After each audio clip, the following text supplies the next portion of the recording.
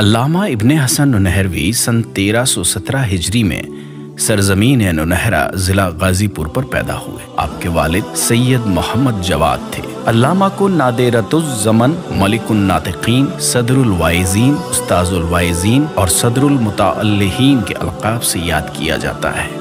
آپ کی ابتدائی تعلیم ننہرہ میں انجام پائی۔ اس کے بعد لکھنؤ کے لیے عازم سفر ہوئے اور سلطان المدارس میں رہ کر بزرگ اساتذہ کرام سے کسب فیض کیا، جن میں سے حکیم سید محمد ہادی، مولانا سید محمد مرتضیٰ فلسفی، باقر العلوم آیت اللہ سید محمد باقر رضوی، مولانا سید محمد ہادی اور مولانا محمد رضا کے نام لیے جا سکتے ہیں۔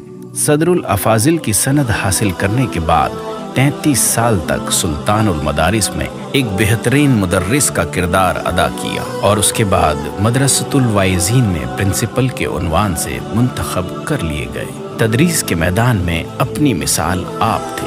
جب عربی ادب پڑھاتے تو محسوس ہوتا کہ میدان ادب کے تنہا ترین شہسوار ہیں۔ اصول پڑھاتے تو ایسا لگتا کہ ان سے بڑا کوئی اصولی نہیں۔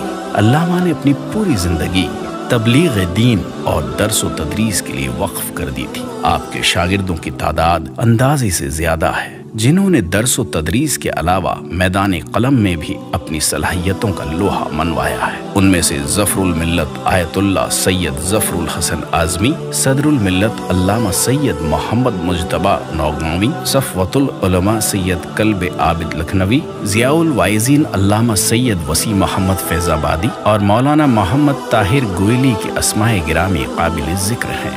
آپ آسمان خطابت کے خورشید درخشاں تھے اور ہندوستان کی تقسیم کے بعد بھی 2 مرتبہ لاہور کا سفر کیا۔ موصوف نے ایران و عراق میں بھی اپنی خطابت کے جوہر دکھائے۔ روئے زمین پر سب سے پہلے جو چیز وجود میں آئی ہمارے سامنے وہ اول بیت خانہ کعبہ، پہلا گھر، جسم کے اندر جو سب سے پہلے متحرک ہے وہ کون؟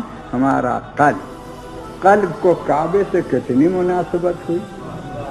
قلب کو کعبے سے کتنی مناسبت ہوئی؟ اب فرمائیے حضور کہ علی کعبے میں نہ پیدا ہوں تو کہاں پیدا ہوں؟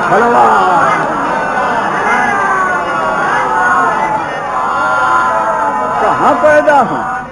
علامہ کو علم ریاضی میں اتنی مہارت تھی کہ انگلینڈ اور ہندوستان کے اساتذہ آپ کی صلاحیت کے قائل تھے۔ علامہ کے 2 بیٹے تھے، جن میں سے فرزند اکبر مولانا شبیہ الحسن، علامہ کے دوسرے فرزند سید ضیاء الحسن۔ اپنے زمانے میں ان کا شمار بہترین شعراء میں ہوتا تھا۔